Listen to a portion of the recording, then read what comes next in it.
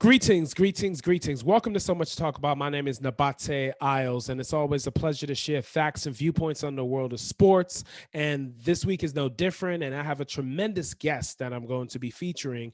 But before I introduce him, make sure to check out my YouTube channel, which is NSI World. N is in no, S is in Sam, I is in Indigo World. So you can see past episodes of So Much to Talk About. And also, every Wednesday nights, 9 p.m. Eastern time, So Much to Talk About is on Manhattan Cable on Manhattan Neighborhood Network, which is Spectrum, channel 1997, Verizon Fios, channel 35, and RCN, channel 84. So now, introducing this gentleman, this man has had a wonderful career in both the NCAAs and NBA levels of basketball.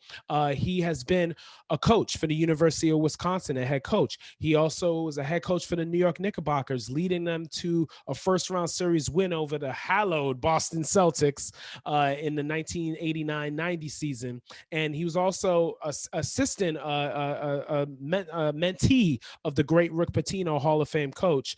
And also, as well, he was the GM and head coach of the Vancouver Grizzlies when that organization was starting. And he was also NBA vice president of basketball operations as well, you know, handing out suspensions and everything like that. And now he is currently the executive associate commissioner of the Big East Conference. It is my pleasure to introduce him as not just a great basketball individual, but a great human being. It's great to have Mr. Stu Jackson on So Much to Talk About. How are you, sir? Doing well, Nabaté, and it's really an honor to be here with you today and be a part of your show. You know, you and I go back a little ways, in so many different areas. I admire you greatly for all that you've done in so many areas, be it whether it be media or music, and it's just a pleasure that I'm able to spend some time with you today. Oh, wow. Thank you so much. That means a lot to hear that from you and everything, for sure, sir. Thank you. And wow, there's a lot going on. And the first and foremost, how are you and your family doing during this horrible pandemic that's been almost a year now, basically? Well, I mean, my immediate family, we're doing well, and just trying to slog through everything like everyone else, recognizing that there are a lot of people out there that have experienced a lot of pain, a lot of tragedy, and for us as a family, we feel really blessed that we've stayed safe and stayed healthy, and wish the same for everyone else out there. Well, no, absolutely. No, that's for sure. And hopefully now the vaccine, have you taken the vaccine yet, or are you waiting, or?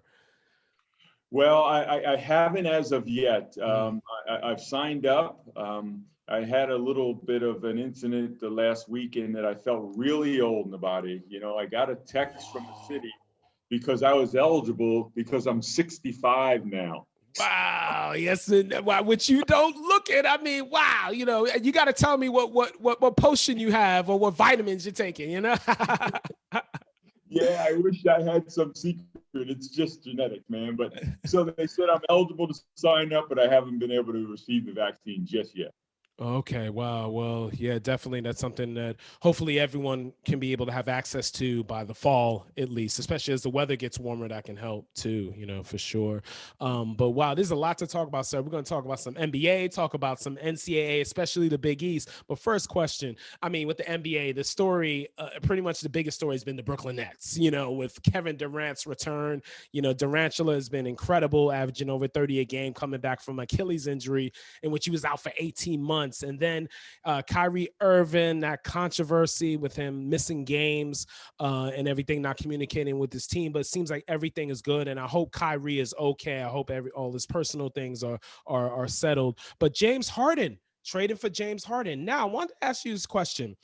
James Harden, like, he shows that he can adjust in any situation. It's, and he gets a negative rap of being just a chucker and everything like that. But he shows that with the Nets, he's been showing point guard abilities. And do you think ultimately Harden should play point guard and Kyrie Irving should be the two? And how would you approach, with the lineups for the Nets and how you put them out there and strategize if you were the coach? Nabaté, you bring up a very good point, and I think you hit it on the head. James Harden is a terrific offensive basketball player. One of the great scorers probably ever to bless the league. But as you alluded to, he is also a player that has great vision and has the ability to make players better. And it's shown that throughout Houston, understanding that, he dominated the ball, but he dominated the ball for a reason. He makes good decisions, both for himself and for his teammates. And that's everything that you want in a point guard. Kyrie, on the other hand, I view as much more of a scorer mentality, a marksman, a hitman, who has the ability to finish basketball games, unlike many players in the game. And I think is better served, off the ball. Whereas I like Harden more with the basketball. Kevin Durant, what a wonder of modern medicine. It doesn't really seem that he's been affected at all, by his previous injury, and is back at a level where he was previously. So the combination of those three guys, I think they still need to undergo a little bit of an evolution to really galvanize themselves, to sort out where the sacrifices are going to come from, how they're going to play together, much like, the big three of the Miami Heat did years ago back in, 2007, 2009 with Bosh, Wade and LeBron. They figured it out. And they started 10-8, didn't they, or something? Like the Nets are 9-8 now. Yeah. They were bad, and you remember everybody questioned whether or not they could play together. But I really feel that most great players in the NBA at that level, they're great for a lot of reasons, be it physically, be it skill-wise, but also they understand the game. And eventually, I think these three will figure it out. Hopefully. Well, no, hope so, because like Shaq said, and I agree with Shaq, it's championship or bust for this particular team. Like they got to do it now, for sure. But wow, so here with Stu Jackson, Executive Associate Commissioner of the Big East Conference, one of the great basketball conferences in college basketball, and also he's a former NBA head coach, GM, and executive here on So Much to Talk About. So Stu, who's the coach of the year so far this year? Because there have been some surprises. Yeah, no, I'll tell you, my pick is an easy one, and so far it's Doc Rivers.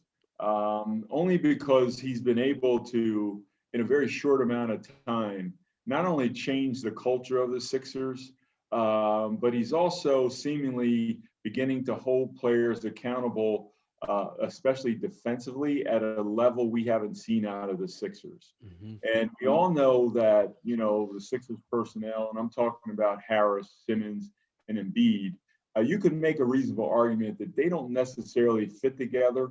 And somehow Doc Rivers has been able to, take them and make them fit together.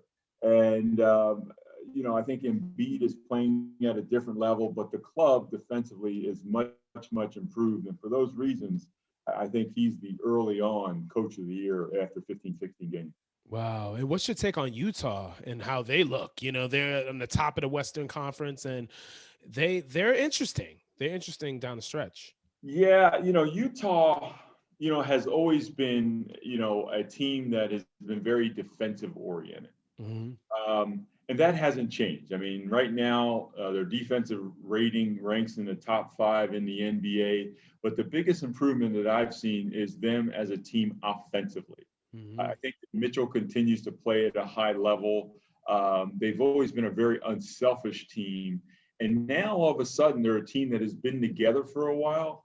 And I'm expecting good things for them. I mean, if I had to rank the Utah Jazz right now, they're probably the third best team in the West behind the Lakers and the Clippers.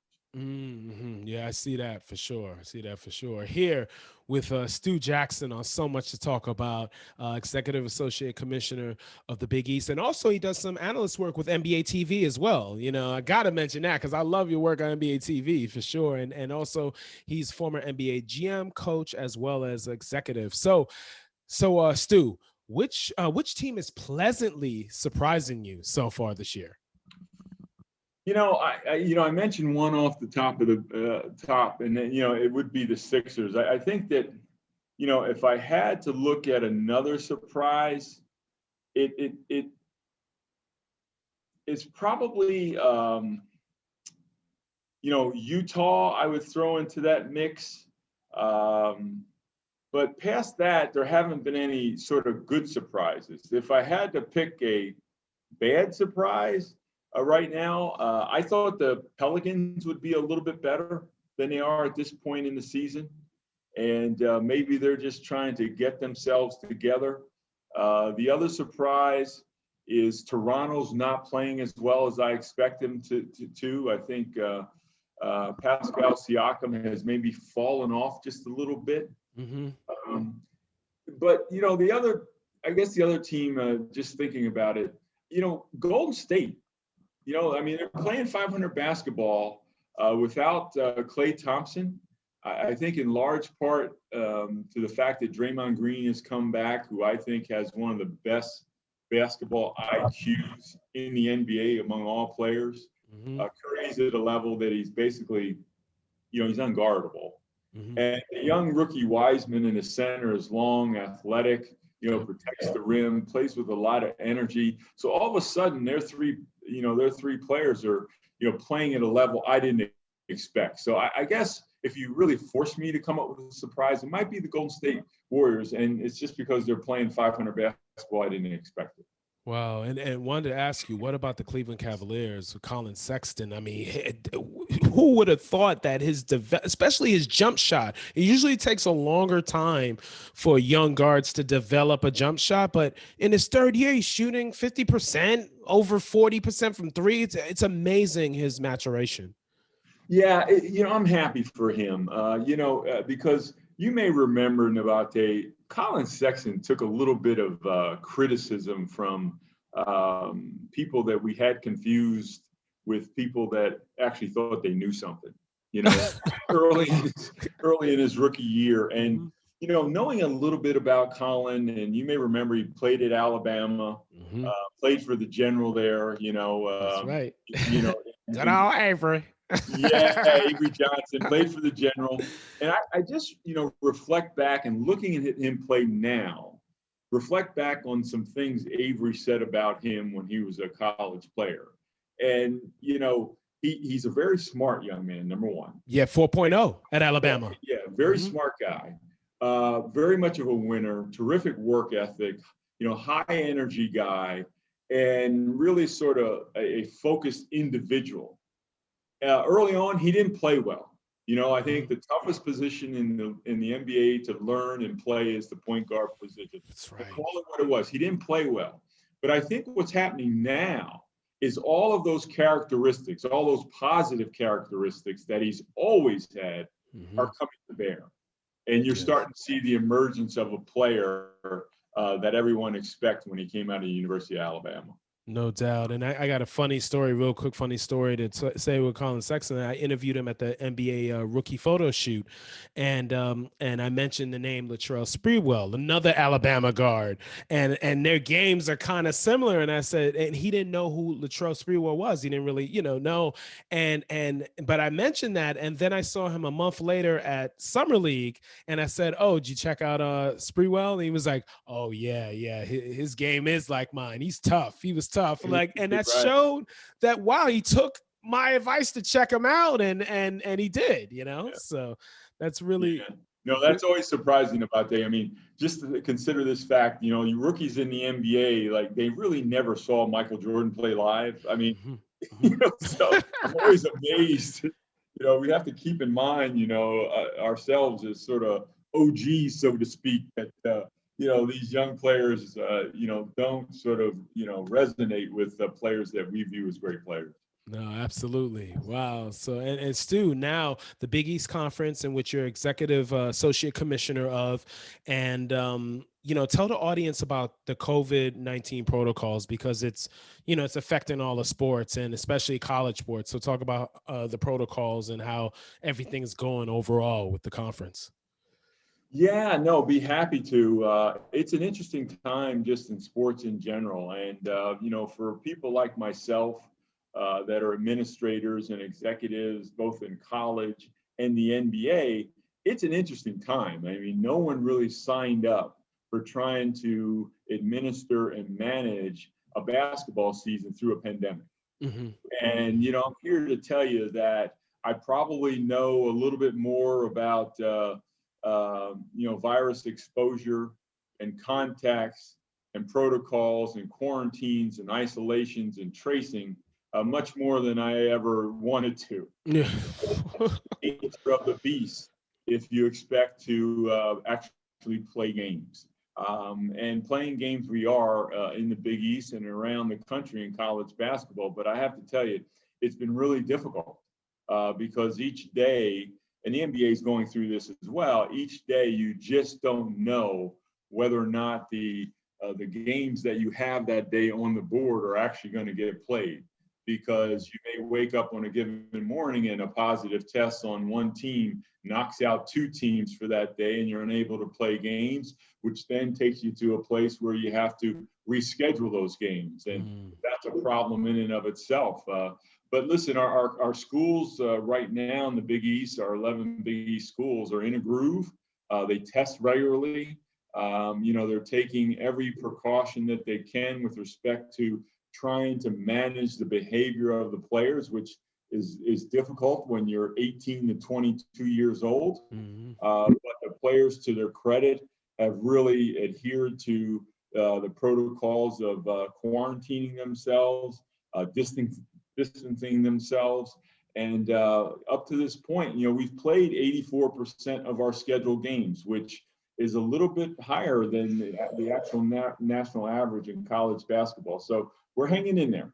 Yes. Wow. And now, do each of the schools have a bubble type of thing on campus? Because some campuses do mostly virtual classes. So, like, are each of the students like in their student dorms, kind of like just going to their facilities away from the public within the campus? Well, yes. I mean, and each school handles it differently. There are some schools in our conference that have literally taken athletes out of their dorms, when students are on campus, and put them in a off-campus facility just for that reason, to try to isolate them as they attend to their academics virtually.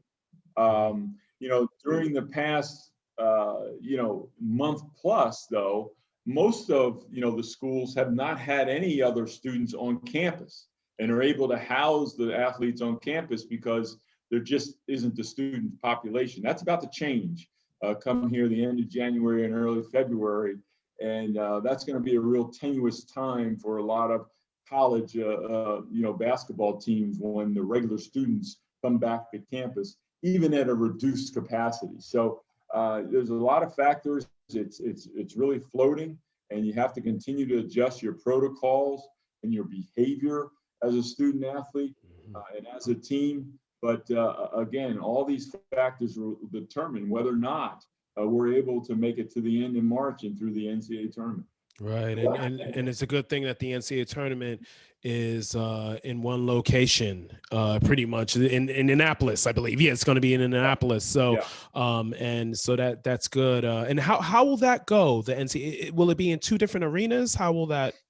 Well, actually, Nabaté, they're going to use 6 different arenas. Okay. And it's important for, I think your viewers to understand that, even though the NCAA tournament will be in one location, it's not going to be a true bubble in the sense that the NBA had a bubble. That was a true bubble. In other words, everything was on lockdown. There was testing taking place with everyone involved. And, there were protocols, very specific protocols, even for support personnel at the NBA bubble, if you were a hotel chambermaid, that was cleaning, or if you were a bus driver, you had certain protocols and access to players. And in cases, you had your temperature taken, and in some cases, you were even tested. Mm-hmm. That's not what's going to happen in Indianapolis. But the idea is that what they will do is use a reduced number of housing, hotels. Mm-hmm. They'll use 6 different venues. They'll try as best they can to streamline the protocols in terms of logistics for the team, so that they're moving in a way where they're not coming in contact with the public. They'll use these venues, they'll clean them. Testing is going to happen nearly on a daily basis of the players, the coaches, the administrative staff, and the referees, and try to create an environment that is fail-safe as possible without actually being in a true NBA-like bubble. Okay, interesting. And now Lucas Oil Stadium will have the Final Four. I would assume, right? Will the Final Four be there? That's the plan, but it's not been solidified in terms of the capacity that the game will have. Most of the tournament games are going to be without fans. I don't yet know what the plan is for the actual Final Four games. Wow. And as long as there's no playing rounds in Dayton, I think, like those are fun games. Don't get me wrong, but come on. Well, the playing round is going to be actually at Mackey Arena in Purdue. At Purdue. Oh, okay. So okay. Yes. Yeah. Awesome. Wow. Here with the great Stu Jackson, Executive Associate Commissioner of the Big East Conference, also former NBA coach, GM, and executive, and also analyst for NBA TV as well, here on So Much to Talk About. So Stu, now the Big East. I mean, Nova's up there. Nova had their terrible experience with COVID, having to cancel 3 games. I believe they had to cancel. So, but they're still the top team in the Big East for sure. But the rest of the pack, we don't know, like which team do you see could make a surprise run to at least the Sweet 16 in the tournament? Which team has that makeup? I think aside from Villanova, my choice would be Creighton, even though they haven't played well of late, Nabaté. They've lost 2 games in a row. But there is potent an offensive college basketball team as there is in the country. They're also an excellent defensive team. They've got great depth. They've got great size. They have a lot of versatility to play a number of different ways or styles of play. I thought last year, had COVID not interrupted the college basketball season, that Creighton at that time, to me, looked like a kind of Elite 8 type team. And this year, even though they lost their best player, Tyshawn Alexander, to the NBA, they've added some pieces that still their depth and their skill is terrific. They have the preseason player of the year in Marcus Zagorowski, who, for those of you who don't know, is Michael Carter Williams' half-brother. Yes. Excellent player, but they've got shooting, like I said, size, versatility, and depth. So that would be my second choice. Wow. No. Awesome. No, I look forward to you. That's right. Because they are explosive, and those type of teams in the tournament can be able to make that run, and everything for sure, especially with the transition game, and everything. So now the players that have come out of the Big East to really succeed in the NBA, which players are you really proud of from the standpoint of not just what they've done in the league, but what they've done off the court, as individuals? Yeah, I mean, there's just, there are a lot of former Big East players that have graced the NBA over the years. But listen, I mean, when you look at the history of the Big East and players, I mean, going back to, UConn and all the great players that they produced, from the Ray Allens to the Donyell Marshalls. I mean, it's the tradition at that school is just terrific. You look at, a player that played at Marquette, Dwayne Wade. They weren't in the Big East at that time. Jimmy Butler too. Yeah. I mean, Gordon Hayward at Butler. I mean, I mean, these guys just are, fine representatives of the conference and have achieved a lot. But, in the modern day age, I mean, look at the number of players that Villanova has produced. I was just watching one last night and so proud of him. Mikal Bridges. Oh, my goodness. I mean, I remember when Mikal Bridges was a sophomore at Villanova, he had trouble getting on the floor. Mm-hmm. He just physically, he wasn't prepared. He seemed very unsure of himself and not confident. And then, to look at him last night in the game, he starts off the game going 5 for 5, from the 3-point range, and has a reputation of being one of the better defenders, mm-hmm. In the league. Or you look at a Jalen Brunson last night, who has 19 in the game for the Mavericks and playing alongside Luka Doncic now. These are just terrific players. And Sadiq Bey is a rookie this year, is having a really fine, young season. So there's been a lot of players that have played in this league, but as Dave Gavitt used to say, the Big East just keeps marching on.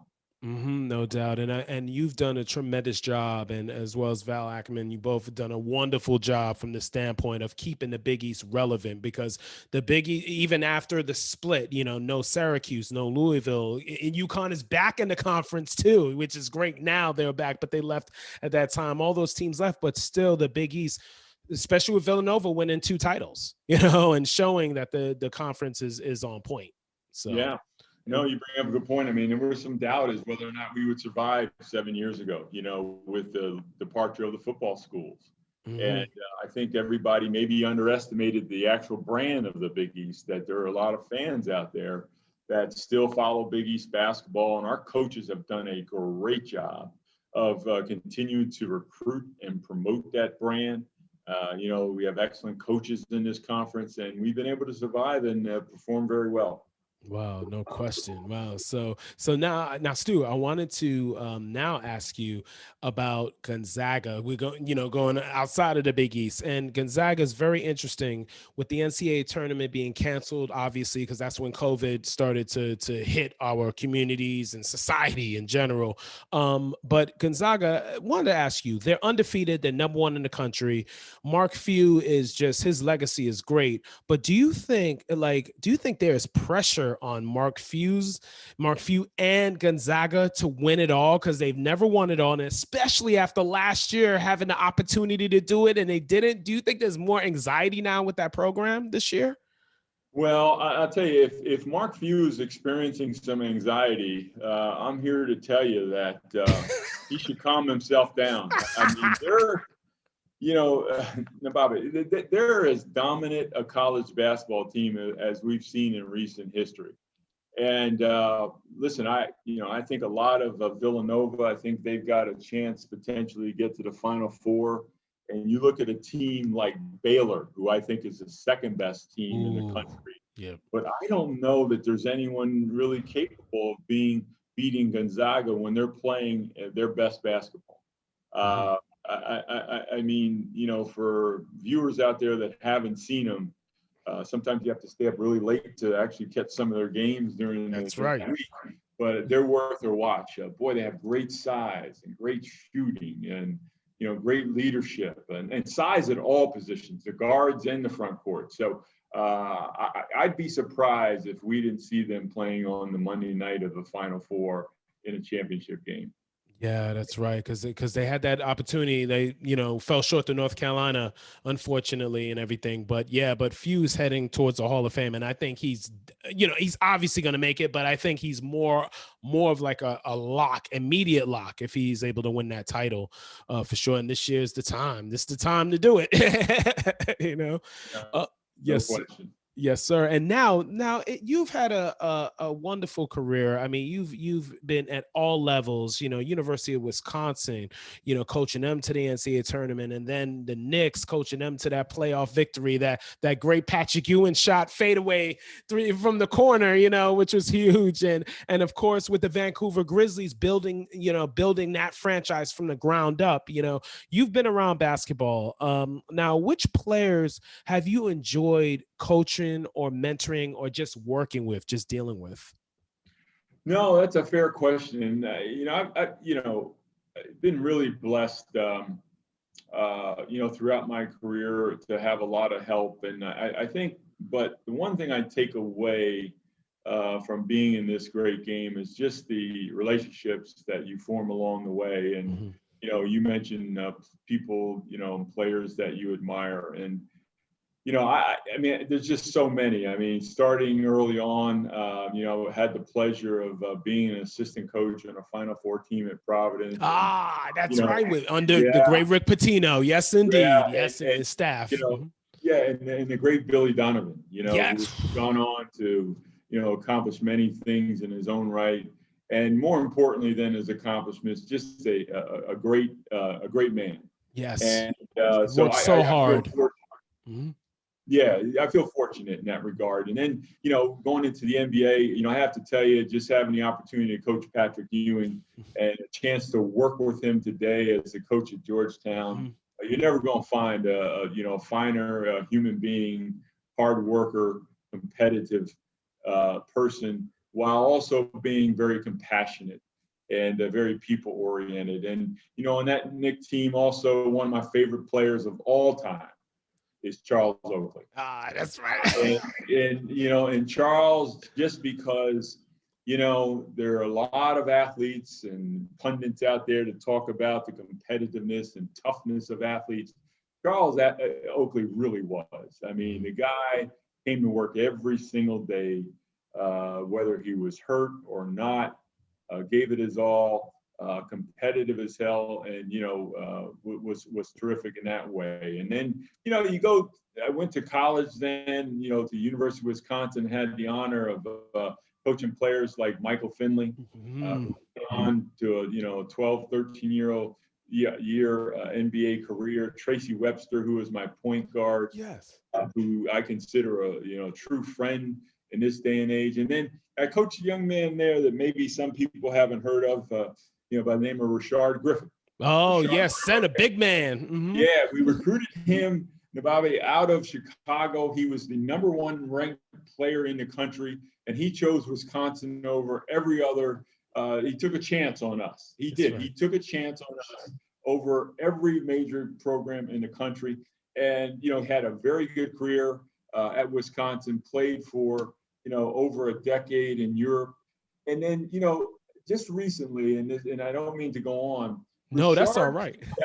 He came back from Europe, and in his 40s, went back to the University of Wisconsin to finish his degree. Wow. I mean, there hasn't been more of a prouder moment, in my basketball career, and never been prouder of, just a man than I am of Rashard Griffin to do what he did at his age. Just incredible. Accomplishment. And, so my hat goes out to him. And then, going into Vancouver, I had the opportunity to draft and develop a friendship to this day with Shareef Abdur-Rahim. Works with the league office. Yeah, he's the president now of the G League. Wow. Yeah. Okay. He's the president of the G League, and, just honored to, call him, a friend, quite frankly. So there's just been a number of players and relationships that are the things that I cherish most about a career that I've had. I've just been really blessed that way.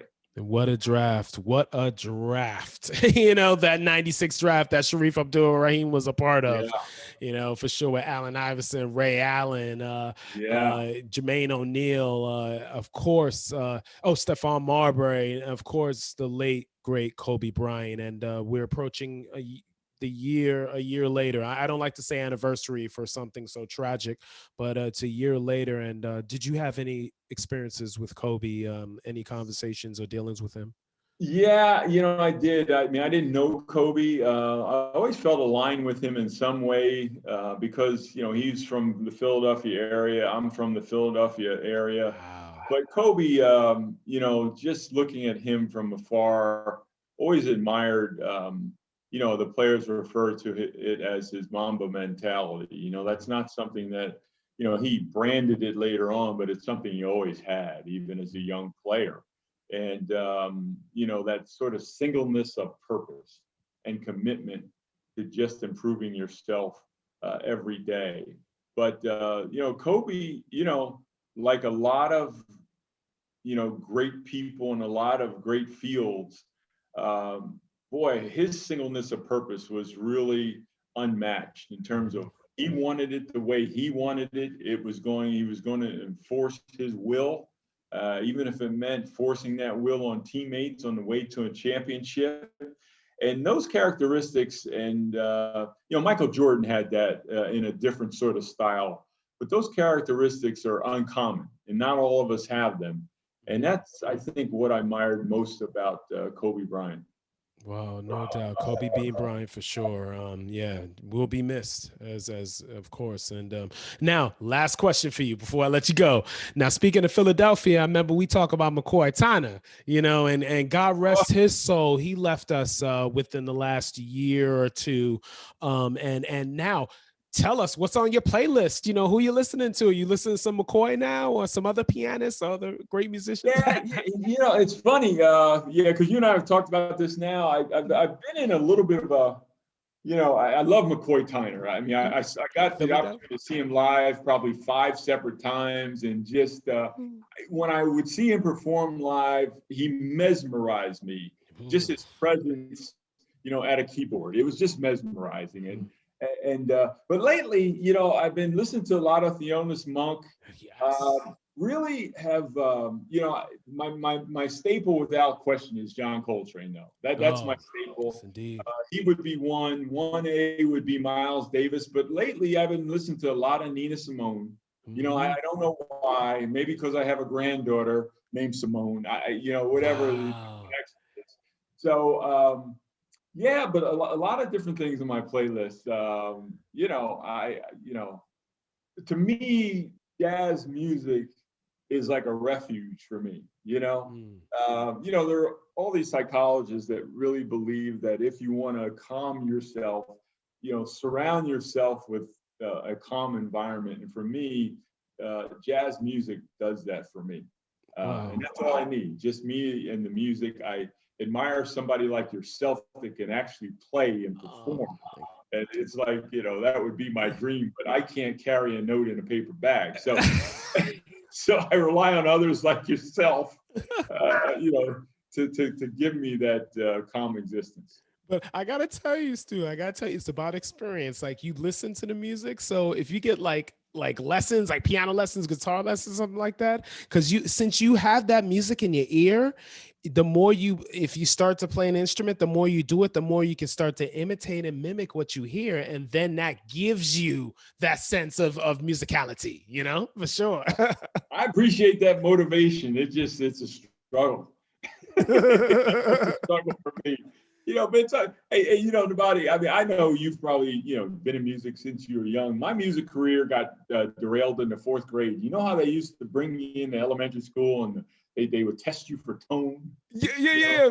The teacher sits down at a piano and just makes the decision and plays God as to whether or not you're going to play an instrument. And she strikes some tone and asks you to sort of identify them, or, I was really bad at that. So I was cast aside and unable to play an instrument because my 4th grade teacher just said I didn't have an ear. I'll never forget that. I never forgive her for doing that.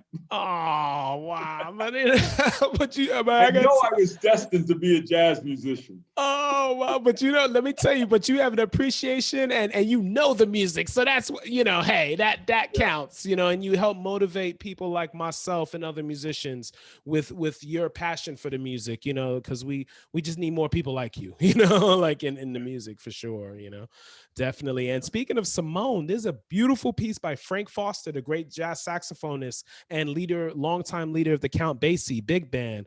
And it's called Simone. So check that piece out. Okay. Yeah. Frank Foster's Simone, which is great. I had the honor to work with Mr. Foster and his Loud Minority big band a couple of times, which is the greatest name for a group, the Loud Minority, for sure. But wow, Mr. Jackson, such an honor to have you on So Much to Talk About. Such an honor to know you, and thank you for joining me and blessing us with your knowledge and insight. Yeah, no, happy to do it. Enjoyed the conversation, and stay safe, man. Oh, appreciate you. And thank you all for watching So Much to Talk About. Have a wonderful, blessed night. Take care. Stay woke. Treat each other with kindness and respect. Take care, everybody. God bless.